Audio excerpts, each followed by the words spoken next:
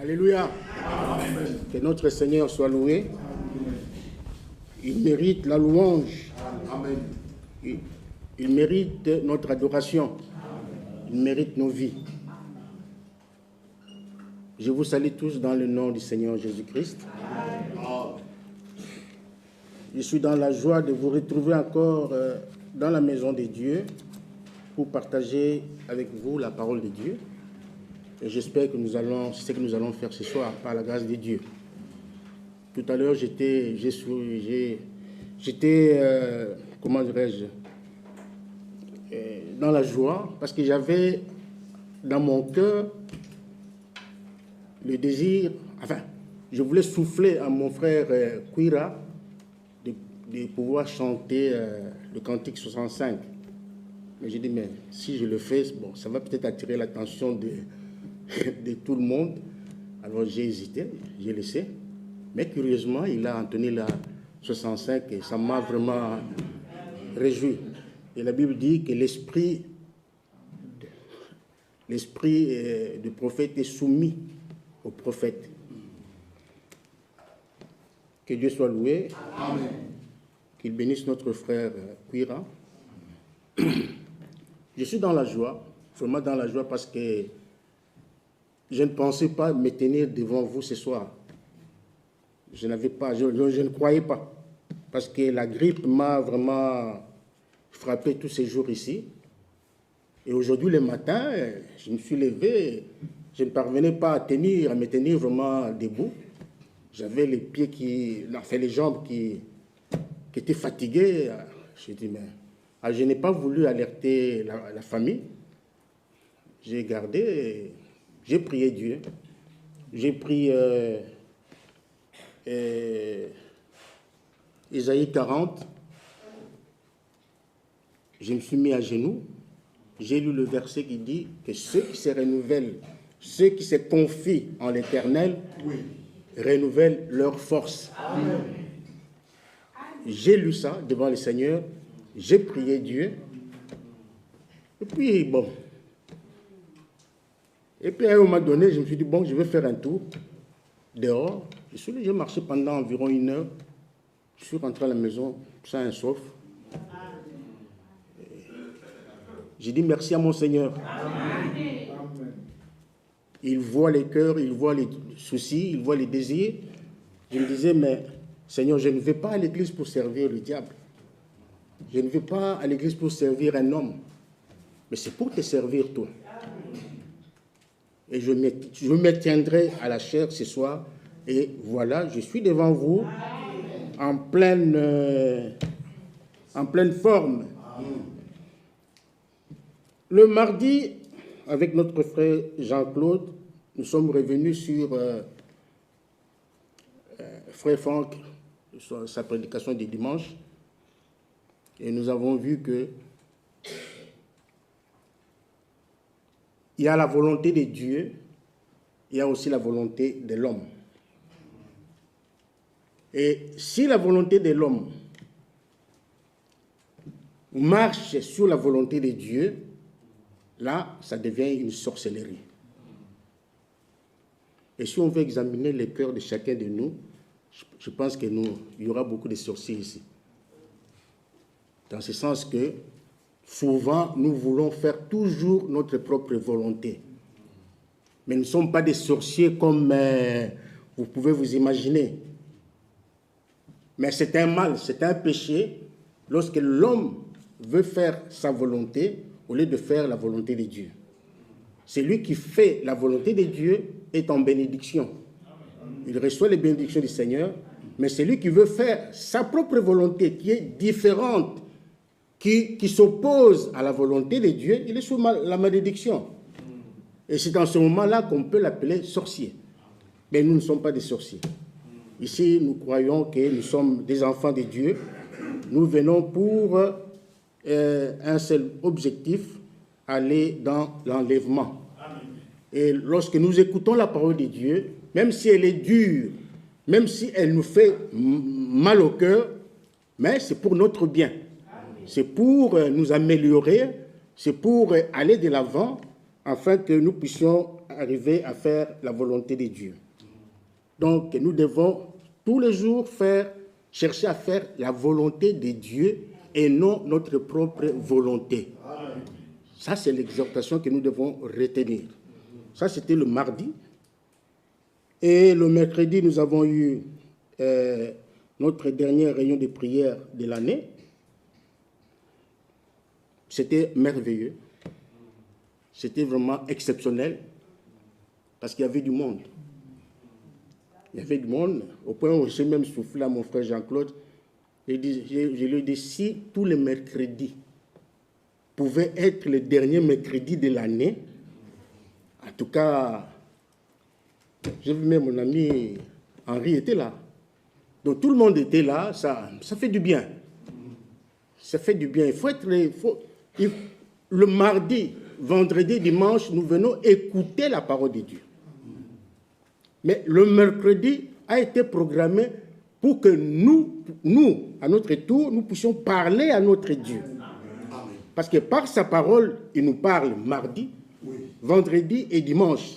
C'est Dieu qui nous parle. Mais le mercredi, c'est une occasion pour nous de lui parler à notre tour. Donc, il faut comprendre bien ces choses et les prendre au sérieux. C'est pour notre préparation.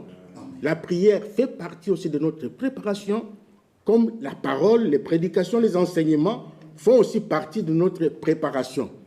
Donc, nous n'avons pas à négliger la prière. La Bible ne dit pas prier prêcher sans cesse. Non, non. La Bible dit prier sans cesse. Donc, nous devons avoir, dans le mercredi, le frère Michel a lui-même, je crois que c'était frère Michel ou...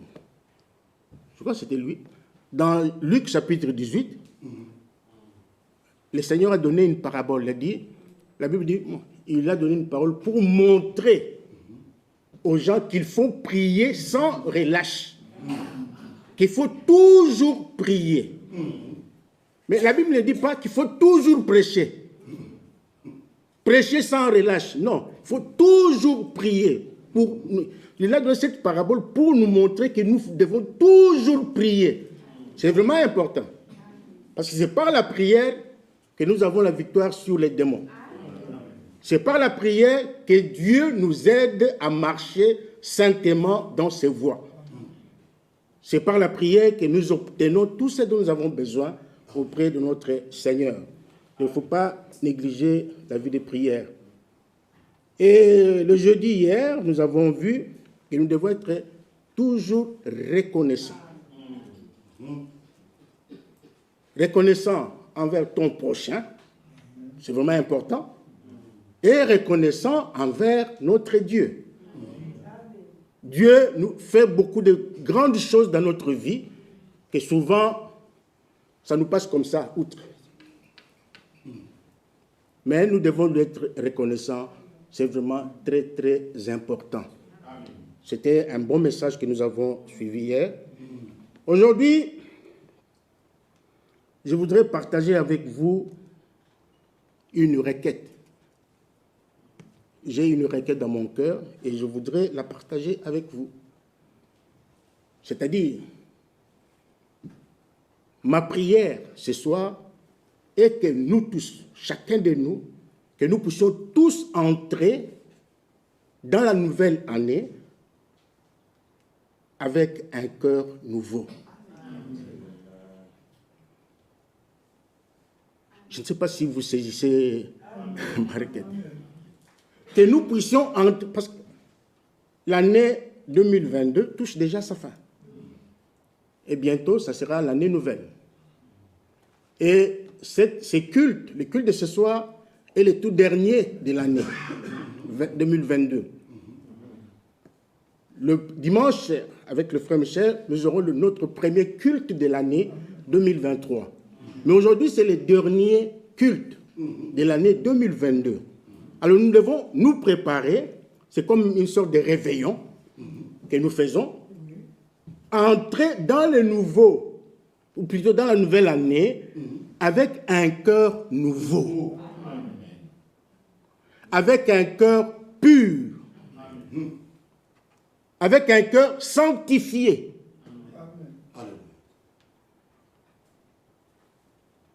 Ça, c'est vraiment important. Saisissez-moi ce soir.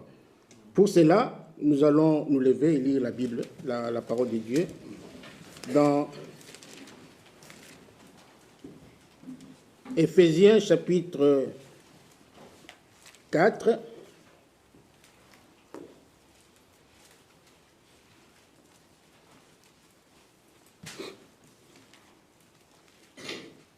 Et je demanderai à notre frère Job de nous conduire dans la prière. Éphésiens 4, du verset 17 au verset 24.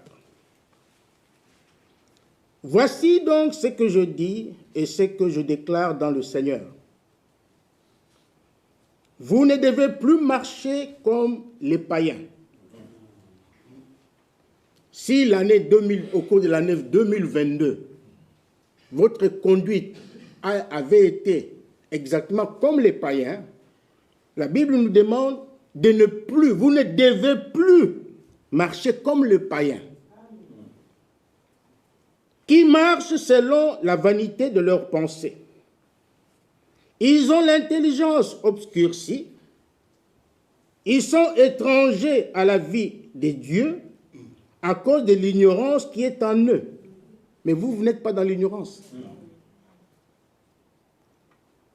À cause de l'endurcissement de leur cœur. Ayant perdu tout sentiment, ils se sont livrés au dérèglement pour commettre toute espèce d'impureté jointe à la cupidité. Mais vous, ce n'est pas ainsi que vous avez appris Christ. Vous avez été enseigné, suffisamment enseigné. Qu'est-ce que vous n'avez pas entendu? Qu'est-ce que vous n'avez pas entendu? Vous connaissez Christ. Mais ce n'est pas ainsi que vous avez appris Christ, si du moins vous l'avez entendu. Et si conformément à la vérité qui est en Jésus, c'est en lui que vous avez été instruits à vous dépouiller par rapport à votre vie passée, du vieil homme qui se corrompt par les convoitises trompeuses, à être renouvelé dans l'esprit de votre intelligence et à revêtir l'homme nouveau, créé selon Dieu dans une justice et une sainteté que produit la vérité. Amen. Amen. Dieu, notre Père Céleste, nous te sommes infiniment reconnaissants, Seigneur, pour ce moment que tu nous accordes dans ta grâce d'être à tes pieds. Parce que c'est toi, Seigneur, qui donne le cœur nouveau. C'est toi, Seigneur, qui transforme, qui régénère. Nous venons à toi tel que nous sommes, avec cette grande attente, Seigneur. Nous voulons être comme toi. Amen. Et comme ton serviteur exprime ce vœu, qui est le vœu de chacun de nous, entrer dans cette nouvelle année, étant devenus de nouvelles créatures. Ton retour est imminent, Seigneur. Nous voulons te voir, toi qui viens bientôt, et aller avec toi dans la gloire. Seigneur, tu le fais par ta parole. La parole, la vérité. Nous avons la grâce de l'écouter ce soir. Toi, tu es le Dieu fidèle. Toi, tu parles, Seigneur. Tu veilles sur ta parole et tu l'accomplis. Amen. Ma prière pour moi, Seigneur, pour mon frère, pour ma soeur, alors que nous sommes là, attentifs pour t'écouter nous parler. Seigneur, ouvre notre attention. Amen. Ouvre nos cœurs. Donne-nous la foi pour recevoir ta parole, Seigneur. Car elle agit dans le cœur de ceux qui la croient et la reçoivent, Seigneur. Bénis ta parole. Bénis la bouche par laquelle tu nous parleras. Bénis nos cœurs. Nous avons ainsi prié au nom du Seigneur Jésus-Christ. Amen. Amen. Vous pouvez vous asseoir. Comme je l'ai dit tout à l'heure, l'objectif que nous poursuivons ce soir, la prédication de ce soir a pour but que chacun de nous puisse entrer dans la nouvelle année avec un cœur nouveau. Et le Seigneur a fait la promesse. Il a promis un cœur nouveau. Pourquoi nous disons ces choses? C'est parce que le vieil homme habite encore dans beaucoup de gens parmi nous.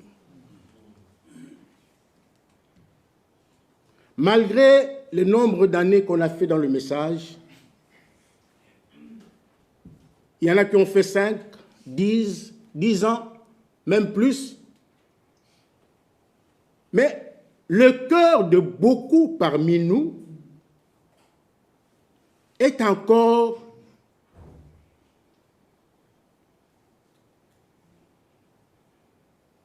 loin du Seigneur. Jésus lui-même a dit, c'est en vain qu'il m'honore. Ils m'honorent des lèvres, mais leur cœur est éloigné de moi. Il y en a encore parmi nous. Frère Abraham a dit, dans chaque assemblée, il y a toujours 3 sortes de croyants. Ce n'est pas nous tous ici qui serons enlevés. Non. C'est seulement les élus qui seront enlevés. C'est celui qui fait attention à la parole de Dieu. C'est celui qui donne l'importance à la préparation. C'est-à-dire qui fait attention au message que Dieu a envoyé en ce temps. Parce que Dieu a envoyé un message, il a parlé à son prophète, il a dit, je t'envoie avec un message pour préparer ma seconde venue. Amen. Donc le message de ce temps de la fin est venu dans le but de nous préparer, de préparer nos cœurs, afin que nos cœurs puissent retourner à la foi des apôtres. Pourquoi il a parlé du cœur?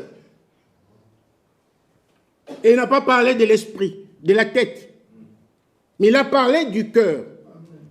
Parce que le cœur de l'homme, la Bible dit qu'il est mauvais. Il est tortueux. Lisons-le. Jérémie 17. Jérémie chapitre 17. Le verset 9 nous dit ceci. Le cœur est tortueux par-dessus tout et il est méchant. Le cœur de l'homme, il est tortueux. Tortueux veut dire, donc un cœur tortueux veut dire un cœur qui fait des tours et des détours. Un cœur qui zigzague, qui serpente. Un cœur qui manque de la sincérité. Un cœur qui manque de franchise. Un cœur fourbe. Un cœur hypocrite. C'est ça le cœur de l'homme. Et le cœur de l'homme, ça va peut-être vous choquer, mais je dois vous le dire, c'est la poubelle de Satan. Le cœur. C'est là où Satan choisit pour aller déposer ses dégâts, ses déchets. C'est dur, mais vous allez le comprendre. Lisons Marc chapitre 7.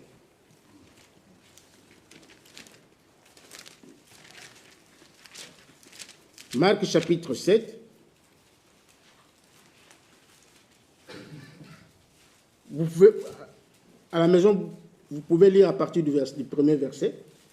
Mais ici, nous allons lire, pour gagner du temps, nous allons lire à partir du verset 18. Au verset 17. Lorsqu'il fut entré dans la maison, loin de la foule, ses disciples l'interrogèrent sur cette parabole. Il leur dit, vous aussi êtes-vous donc sans intelligence? Parce qu'on taquinait, on avait attaqué Jésus par les pharisiens et les scribes. Pourquoi tes disciples mangent-ils et prennent-ils leur repas sans se laver les mains, avec des mains impures? Alors Jésus leur a dit que ce n'est pas ce qui entre dans l'homme qui souille l'homme, mais c'est plutôt ce qui sort de l'homme. Alors Jésus est en train de parler ici, il dit au verset 18, « Et vous aussi êtes-vous donc sans intelligence? Ne comprenez-vous pas que rien de ce qui du dehors entre dans l'homme ne peut le souiller?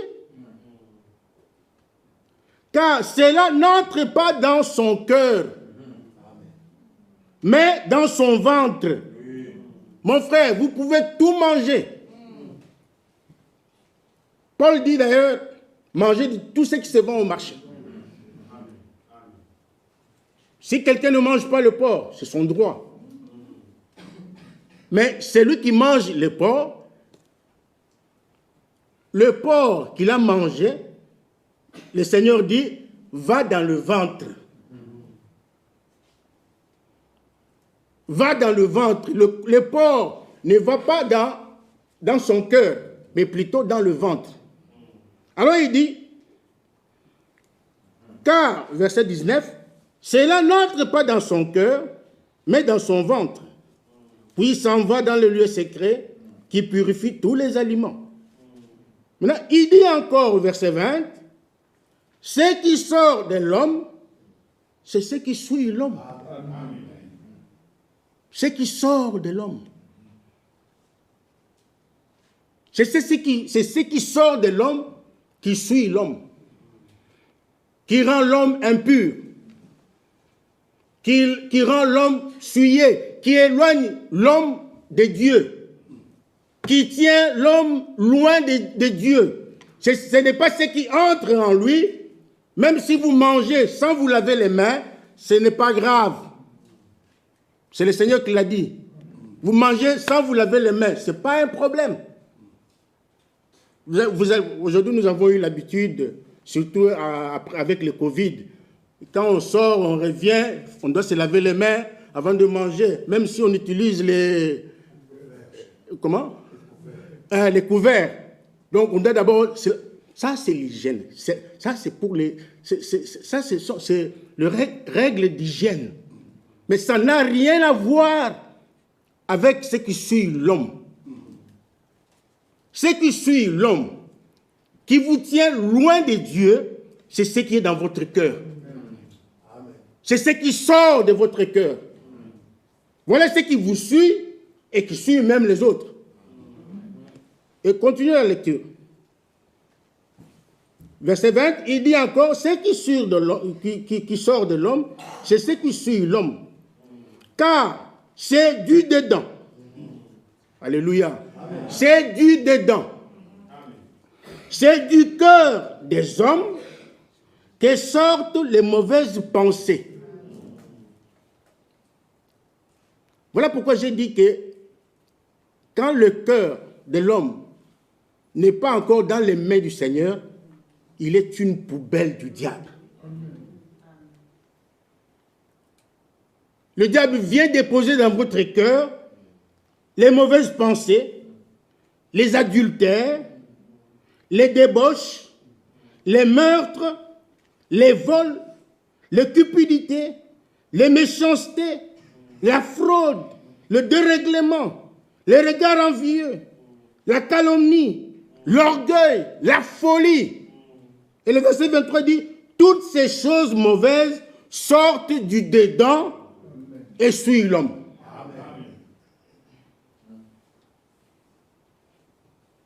Voilà pourquoi je vous ai demandé, si vous êtes d'accord avec moi, ce soir, que nous puissions vraiment prier Dieu de nous donner un cœur nouveau.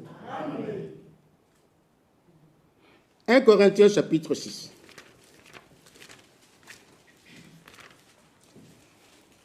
1 Corinthiens chapitre 6, versets 9 et 10.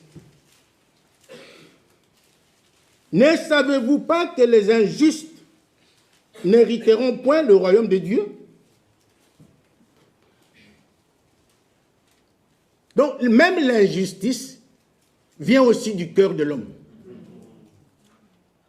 Alors, celui qui est injuste, celui qui pratique encore l'injustice, ne pourra jamais, jamais hériter le royaume de Dieu. Vous me suivez? Il continue de dire, ne vous y trompez pas, ni les débauchés, ni les idolâtres, ni les adultères, ni les efféminés, ni les homosexuels, ni les voleurs, ni les cupidités, ni les ivrognes, ni les outrageux, ni les ravisseurs n'hériteront le royaume de Dieu. Même ces choses, ces vices que nous venons de citer, sont dans le cœur de l'homme. Pas dans le ventre de l'homme, mais dans le cœur de l'homme. C'est ce qui sort du cœur, du dedans. Vous pouvez avoir fait 10 ans, 20 ans dans le message. Mais si votre cœur est encore dans cet état ici, s'il y a encore ces choses dans votre cœur, sachez tout simplement que le royaume de Dieu n'est pas pour vous.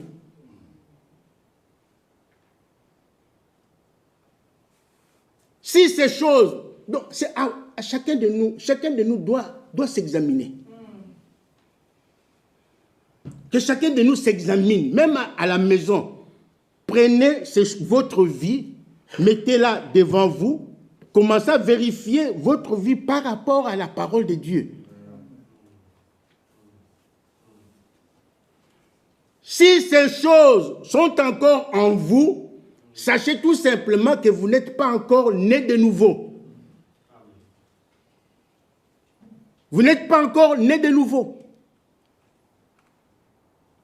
Parce que la nouvelle naissance, c'est la nature de Dieu. Quand quelqu'un est né de nouveau, il a la nature de Dieu en lui.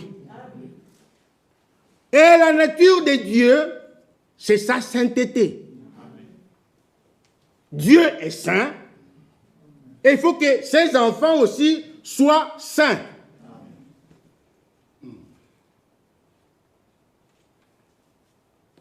Galates chapitre 5.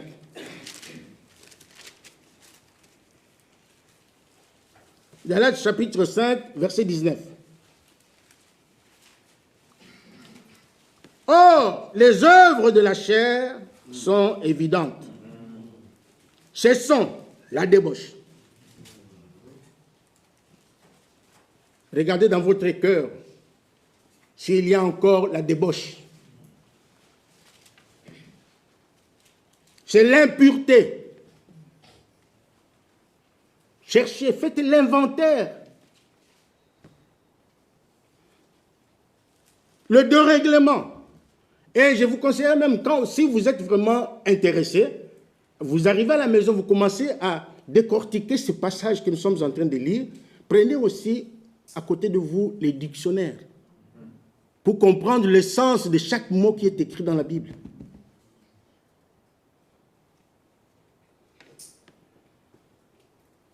Mes frères et sœurs, nous ne venons pas ici pour blaguer.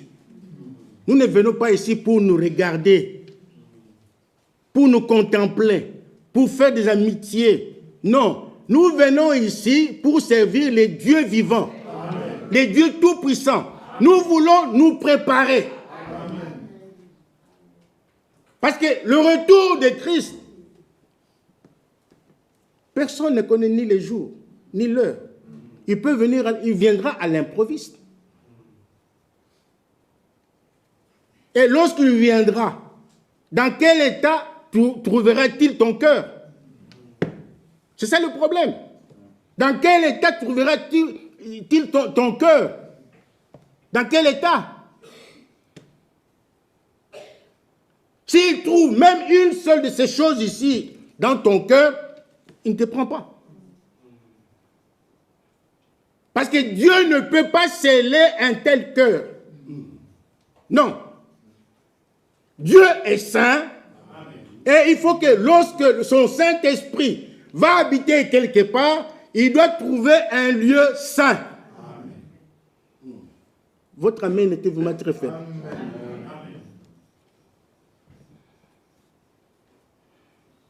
Il continue. Verset 20. L'idolâtrie. La magie. Les rivalités. Les querelles. Les querelles sont devenues notre ami intime. On se querelle même pour des petites choses, des choses inutiles.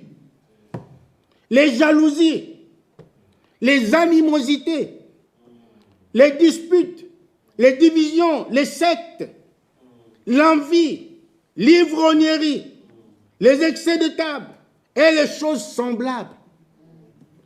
Je vous dis d'avance, comme je l'ai déjà dit, que ceux qui commettent de telles choses n'hériteront point le royaume de Dieu. Et Frère Franck a écrit quelque part, c'est combien? 19, hein? 15 choses. 15 choses qui peuvent mettre une barrière devant vous, entre vous et le royaume et les... C'est où? Ah, ok. C'est dans la lettre sur Claire, décembre 2012. Frère Franck dit ceci. Dieu exige l'ordre et la sainteté dans son Église. Amen. Dites Amen. Amen. Oh, mais vous êtes fâchés contre moi ou quoi? Ce n'est pas ma parole à moi. Moi, je ne vous demande pas de dire Amen à ma parole. Vous devez dire Amen à la parole de Dieu. Et ça, ce n'est pas moi qui ai écrit. C'est Frère Franck qui a écrit cela.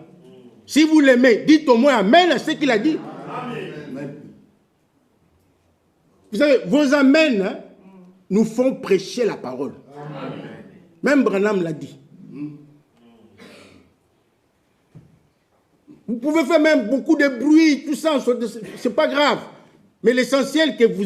Donc, vous vous réjouissez de la parole de Dieu. Amen. Dieu exige l'ordre et la sainteté dans son Église. L'incrédulité et la désobéissance ne peuvent absolument pas subsister devant lui. Amen. Jamais. Donc, devant Dieu, la désobéissance et l'incrédulité ne peuvent pas se tenir. C'est impossible. Il n'y a que deux choses qui peuvent tenir devant Dieu, c'est la foi et l'obéissance à toute sa parole. Amen. C'est ce qu'il réclame. Il ne vous demande pas votre argent. Il n'en a pas besoin. Il ne vous demande pas vos beaux habits, vos parfums qui coûtent cher. Non, il n'en a pas besoin. Il a besoin seulement de deux choses. Il réclame deux choses à ses fidèles. Amen. La foi et l'obéissance à la parole de Dieu. Amen. Maintenant, il continue, il dit, dans nombreuses de ses lettres, Paul a particulièrement mis en lumière les choses par lesquelles on peut être exclu du royaume de Dieu.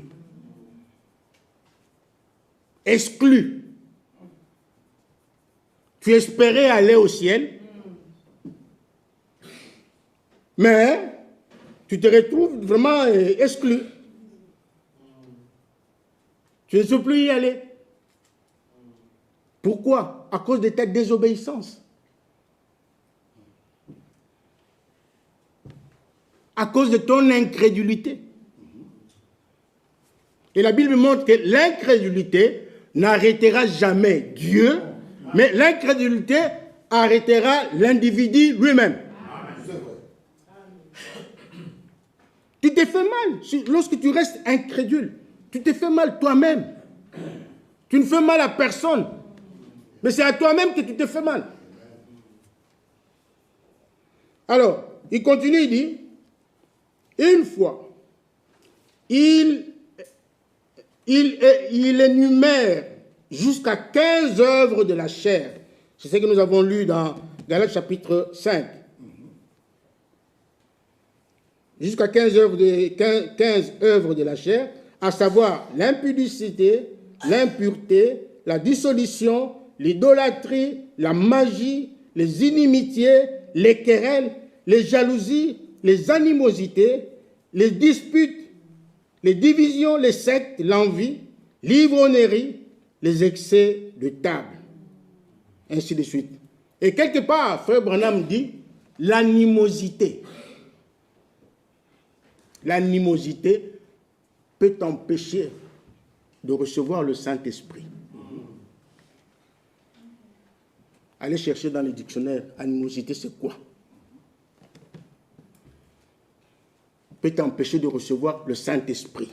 Oh, nous sommes ici, nous venons ici, nous avons cru à ce message dans le but de recevoir le baptême du Saint-Esprit. C'est-à-dire le scellement. Amen. Parce que sans le scellement du Saint-Esprit, il n'y a pas d'enlèvement. Il n'y a pas d'enlèvement. Si tu veux ce jour-là être à la même table que Moïse, Isaac, Jacob, Abraham et tous ces mondes-là, il faut être scellé du Saint-Esprit. C'est vraiment très, très important. C'est ça le but pour lequel nous venons ici. Si vous venez ici pour chercher des amitiés, si vous venez ici pour faire la débauche, si vous venez ici pour toucher par-ci, par-là, vous perdez votre temps pour rien. Vous perdez votre temps pour rien. Ici, nous venons pour faire des expériences surnaturelles avec notre Dieu. Dieu est surnaturel.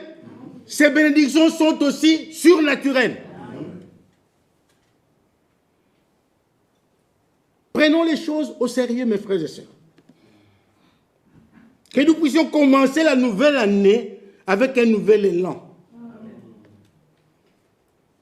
Avec un cœur pur.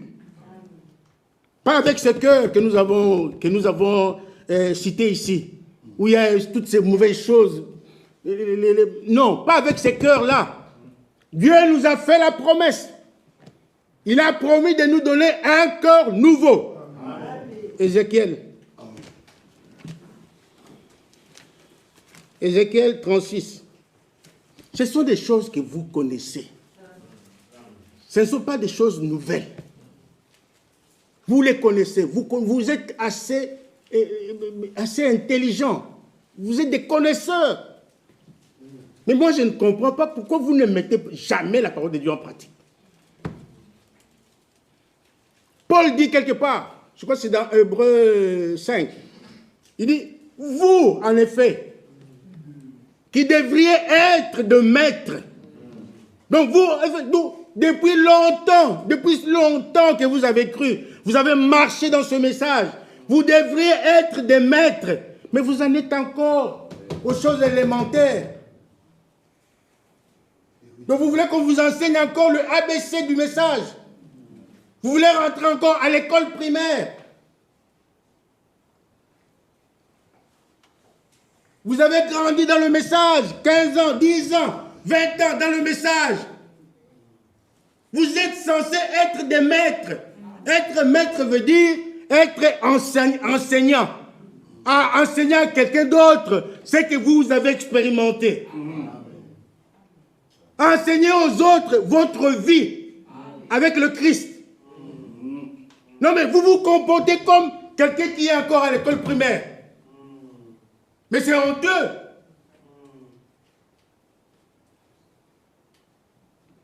Vous êtes encore des bébés. C'est pas moi qui l'ai dit, c'est Paul qui l'a dit. Lisons-le. Mettez un doigt sur Ésaïe et Ézéchiel. Nous allons revenir là-dessus.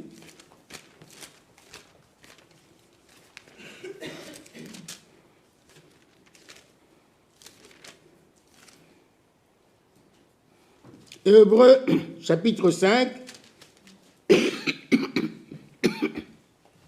verset 12. Commençons même au verset 11.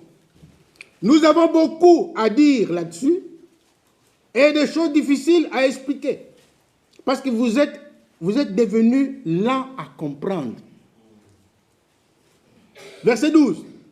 Vous, en effet, qui depuis longtemps devriez être des maîtres, vous avez encore besoin qu'on vous enseigne les principes élémentaires des oracles de Dieu. Vous en êtes venus à avoir besoin de lait et non d'une nourriture solide. Celui qui a besoin du lait, c'est qui? C'est un bébé. Mais vous n'êtes plus des bébés dans le message. Vous n'êtes plus de bébés, vous n'avez pas besoin de lait. Le lait, c'est pour les bébés.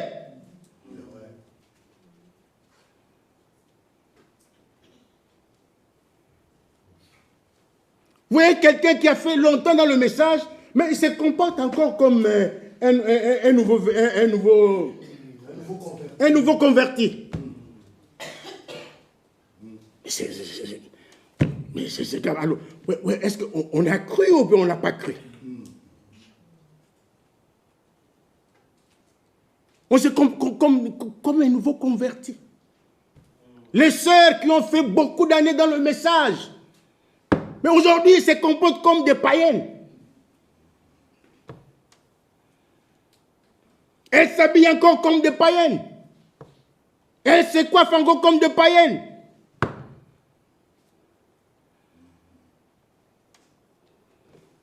Maintenant, qui va enseigner aux autres? Qui va enseigner à toutes ces païennes qui passent dans la rue, qui ne connaissent pas Dieu?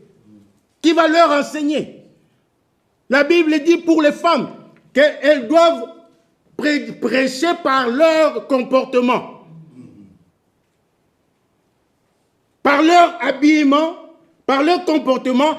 Elles doivent enseigner aux autres qui ne connaissent pas Dieu.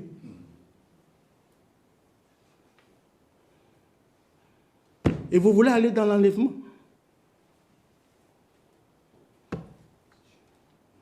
Ici, nous ne chassons personne. Mais c'est Dieu lui-même qui va vous chasser.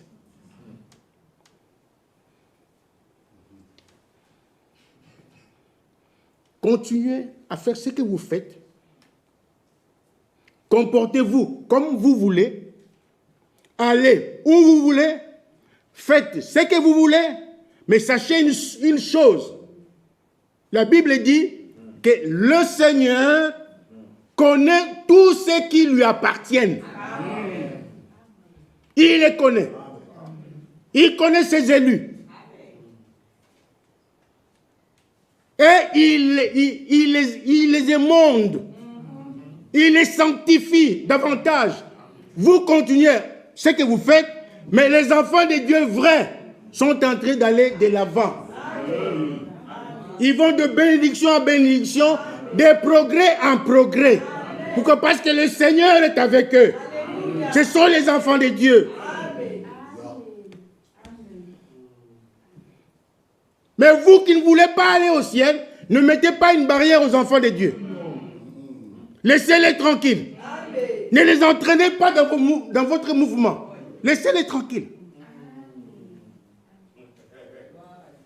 Parce que leur Dieu veille sur eux. Amen.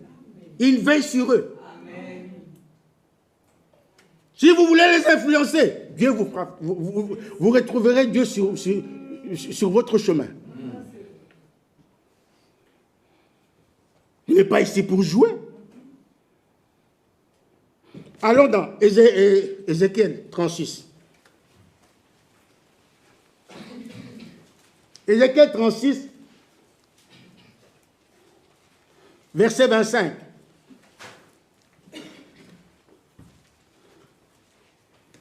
je répandrai sur vous une eau pure. Dites amen à ça. Amen. Je répandrai, pronom personnel, je. Ce n'est pas frère Michel, ce n'est pas frère Jean-Claude, ce n'est pas frère Branham qui parle ici, ce n'est pas frère Ewald de Franck qui parle ici. Je, ici dans la Bible, c'est l'Éternel lui-même. Il dit, je répandrai sur vous une eau pure et vous serez purifiés. L'eau pure ici, ce n'est pas l'eau du robinet. Non, non, non, non, mon frère, ce n'est pas l'eau du robinet. Ce n'est pas l'eau de l'océan. Ce n'est pas l'eau de la mer. Ce n'est même pas l'eau de la source. Parce que même si on répand l'eau de la source sur vous, elle ne vous fera rien du tout. Elle ne pourra pas vous purifier. L'eau dont il s'agit ici, c'est l'eau de la parole. Amen. Lisez-le dans Éphésiens chapitre 5, au verset 25, 26, 27. Il s'agit de l'eau de la parole. L'eau de la parole. Parce que c'est l'eau de la parole qui purifie. Il faut que ce soit la parole de Dieu pure. Oui, oui. La vraie parole qui est sortie de sa bouche. Parce que l'homme ne vivra pas de pain seulement, mais de toute parole qui sortira de la bouche de Dieu. Amen. Toute parole qui sort de la bouche de Dieu est pure. Amen. Et elle a le pouvoir, la puissance de purifier quelqu'un. Quel que soit le péché que tu as commis. Quelle que soit l'abomination que tu as commise. Lorsque tu rencontres Dieu et il répand sur toi son eau pure, sa parole, cette parole va vous purifier. Et il dit, et je vous purifierai de toutes vos souillures et de toutes vos idoles. Maintenant le verset 26. Je vous donnerai un cœur nouveau. Ça c'est une promesse. Ah. Alléluia. Ça c'est une promesse. Quand Dieu promet, il réalise. Et l'homme de Dieu a dit dimanche, puis comme c'est écrit dans la Bible, donc cela est possible. Cela est possible. Je vous donnerai un cœur nouveau. Donc cela veut dire, si toi ce soir, tu demandes à Dieu, donne-moi un cœur nouveau, il va te le donner. Tu l'auras. Parce que Dieu ne parle pas en vain. À Jérémie, il a dit, je vais sur ma parole pour l'exécuter. Mais le problème, sois sincère. Sois sincère. Reconnais que mon cœur est encore défectueux. Il y a encore des choses vraiment...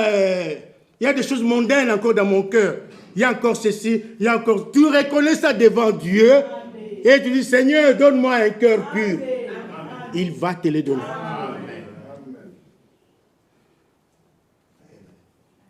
Il continue, et je mettrai en vous un esprit nouveau. Parce que votre esprit, vous l'avez souillé. Vous l'essuyez tous les jours. Avec ce que vous regardez à la télévision, sur vos GSM. Avec tout ce que vous dites. Tout ce que vos dialogues, vos conversations. Vous ne parlez que de choses qui sont souillées, qui vous suivent, qui suivent l'esprit. Alors Dieu dit, je vous donne d'abord un cœur nouveau et je vais vous donner un esprit nouveau. Amen. Alléluia. Amen. J'aime la parole. Amen. J'aime la parole. Elle est précise. Parce que tu ne peux pas servir Dieu avec un cœur mauvais. Tu ne peux pas servir Dieu avec un esprit souillé. Il faut qu'il te donne un nouveau esprit. Un nouvel esprit plutôt. Amen. Et il continue, il dit, j'ôterai de votre corps le cœur de pierre, parce que le cœur dont nous avons parlé ici, c'est un cœur de pierre. Galates 5, 1 Corinthiens chapitre 6, Marc chapitre 7. Ces cœurs-là, c'est un cœur de pierre. Un cœur donc, qui résiste. C'est un cœur sorcier. C'est un cœur sorcier. Parce qu'avec un tel cœur, tu ne peux pas faire la volonté de Dieu. Alors, il faut que Dieu te donne un nouveau cœur. Ayons ce désir-là ce soir. Amen. Que notre prière soit celle-là. Seigneur, donne-moi un cœur nouveau. Amen. J'ôterai de votre corps le cœur de pierre et je vous donnerai un cœur de chair. Maintenant, le verset 27, c'est encore une promesse. Il dit, je mettrai mon... Non, peut-être j'ai mal lu. Je mettrai l'esprit de Branham en vous. Je mettrai l'esprit de Franck en vous. Il dit, je mettrai mon esprit. Mon esprit. C'est-à-dire, il s'agit ici du Saint-Esprit.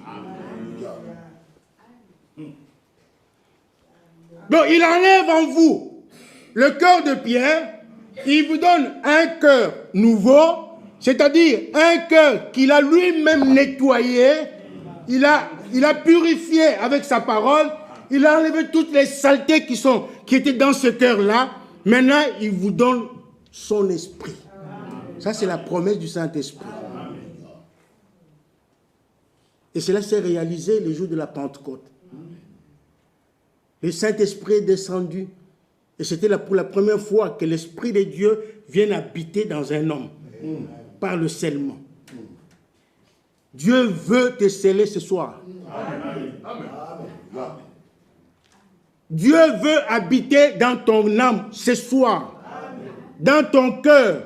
Il veut te changer. Il veut te transformer. Il veut enlever en toi toutes les souillures du monde et te donner un cœur nouveau. Amen. Acceptez-le. Amen.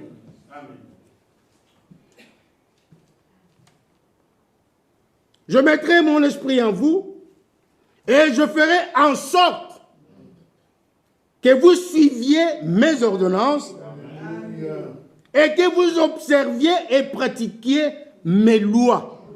En d'autres termes, que vous pratiquiez ma parole. La parole de Dieu. Il faut la pratiquer, il faut la vivre. Il faut la mettre en pratique. La parole de Dieu. Pourquoi? Parce qu'au commencement était la parole était avec Dieu, et la parole était Dieu. C'est elle qui a créé toutes choses. Si vous êtes assis là ce soir, c'est grâce à la parole. C'est elle qui vous a créé.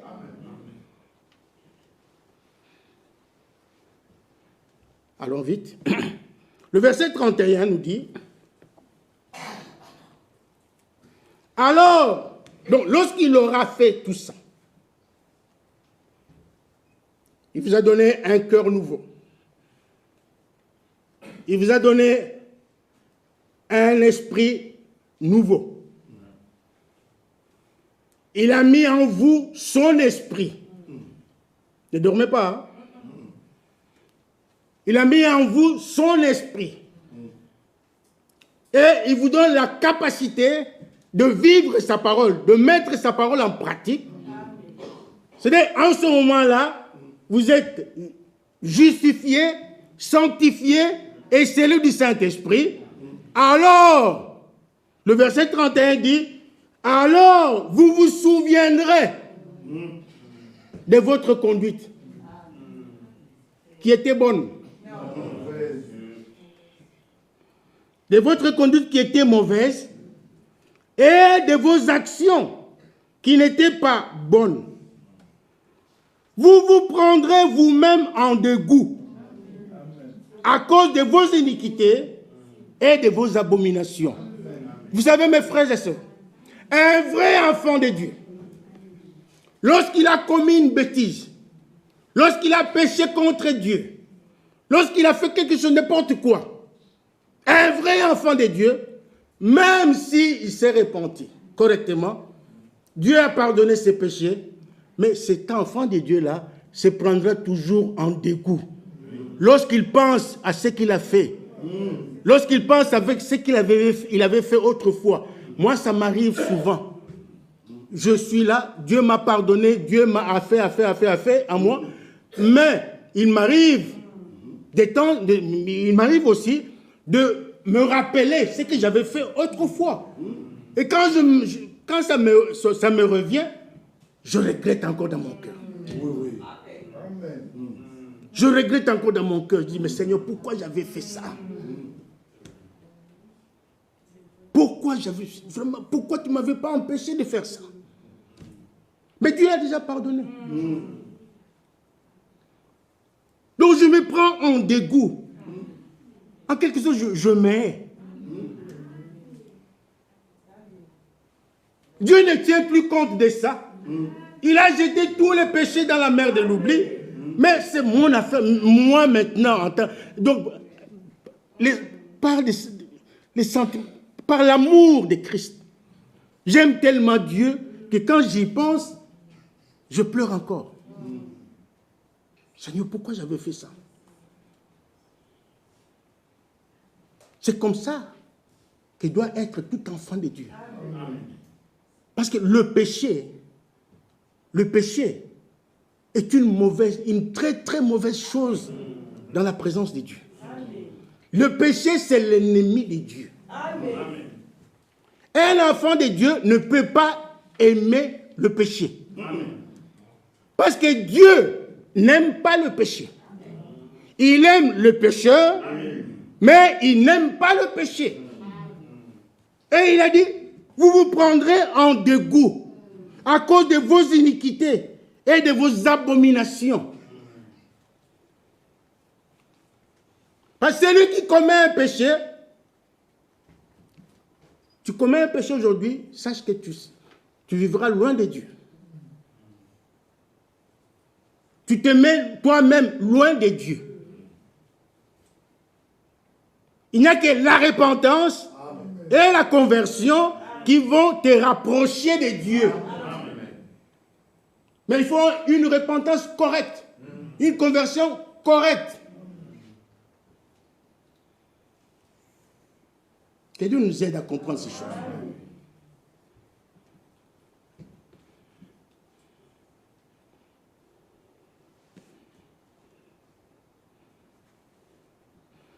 Est-ce que je peux continuer encore un peu, frère? Parce que je peux continuer? Merci. Pourquoi nous disons ces choses, frère? Il faut que vous les sachiez aujourd'hui. Tels que nous sommes là, nous tous, nous sommes des vases. Chacun de nous est un vase. Un vase qui est censé être rempli de quelque chose. Lisons-le. 2 Timothée. 2 Timothée, chapitre 2.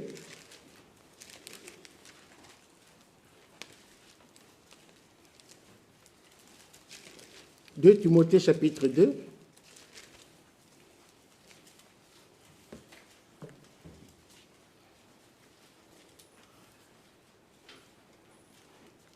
Verset 20.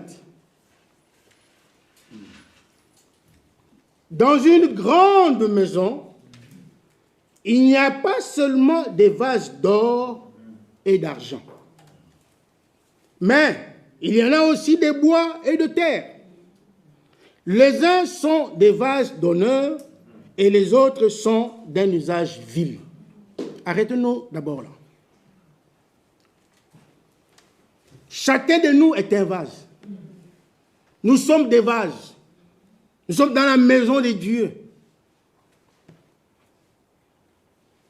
Il y a des vases d'or parmi nous. Il y a des vases d'argent parmi nous. Il y a des vases de bois et de terre.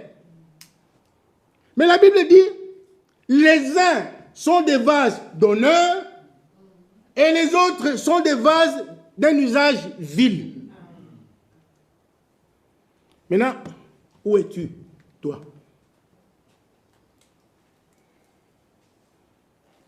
Vous acceptez que nous sommes des vases. Amen. Nous sommes tous des vases. Parce que nous faisons partie de la maison de Dieu. Nous sommes dans la maison de Dieu. Et nous sommes des vases. Mais tu es un vase d'or, tu es un vase d'argent,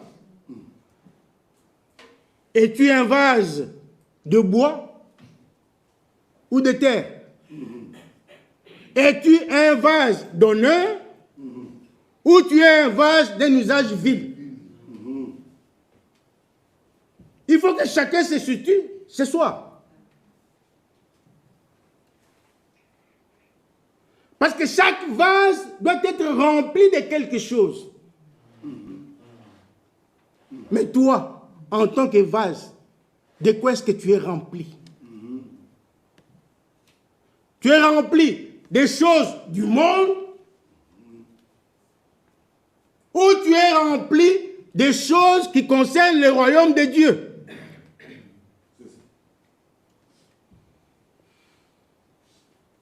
Quel est le désir de ton cœur? Quel est l'état de ton cœur ce soir? Tu es rempli de quoi? Qu'est-ce qui est dans ton cœur?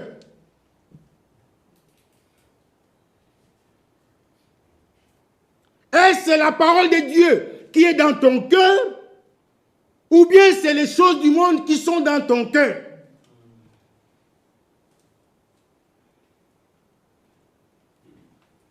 Le verset 21 dit, si donc quelqu'un se conserve pur en s'abstenant de ces choses, il sera un vase d'honneur, sanctifié, utile à son maître, propre à toute bonne œuvre. Ça veut dire, si donc quelqu'un se conserve pur, c'est-à-dire en s'abstenant de ces choses, les choses que nous avons citées ici, les choses du monde, si tu le refuses, tu dis, Seigneur, ce soir, je ne veux plus conserver ces choses dans mon cœur. Il y a encore ceci dans mon cœur, Seigneur. Il y a encore ceci, il y a encore cela. Je veux que tu enlèves cela ce soir. Si tu le refuses aujourd'hui, eh bien, la Bible dit, tu seras un vase d'honneur. Alléluia. Tu seras un vase d'honneur. Non seulement d'honneur, mais sanctifié. Et utile à ton maître, qui est le Seigneur Jésus-Christ. Parce que Dieu veut t'utiliser. Dieu veut t'utiliser à partir de ce soir. Dieu veut que tu sois son serviteur. Dieu veut que tu sois sa servante à partir de ce soir. Cela ne dépend pas de Dieu, mais cela dépend de toi-même. Cela dépend de toi-même. Si tu décides aujourd'hui, Seigneur, je veux être un vase d'honneur. Enlève-moi ceci, enlève-moi cela, enlève-moi cela. Dieu le fera.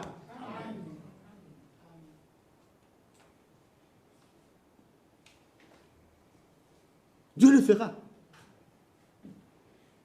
Parce que si tu rates cette occasion, Deutéronome dit, si tu te retrouves en enfer, à qui sera la faute? Je vous pose la question. Si vous vous retrouvez en enfer, vous ratez l'enlèvement. Hein?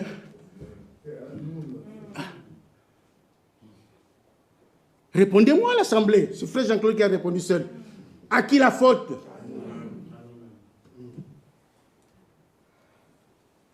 Mais la Bible dit que Dieu n'aime pas la mort d'un pécheur. Dieu veut que tous nous parvenions à la connaissance de la vérité. Que nous tous nous soyons sauvés. Et que nous parvenions tous à la connaissance de la vérité. Ça, c'est la volonté de Dieu. Mais là, si tu rates cette occasion, à qui sera la faute? À toi-même, tu t'en prendras à toi-même.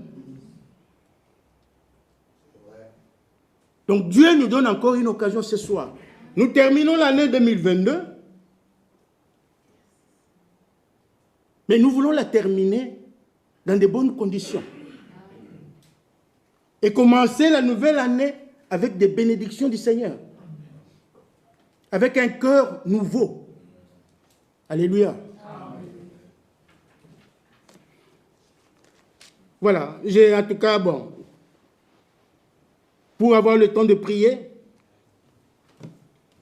je termine par là, mais permettez-moi quand même de lire Frère Franck dans le christianisme traditionnel, et puis le frère Michel viendra nous conduire dans la prière, parce que lui, il le fait mieux.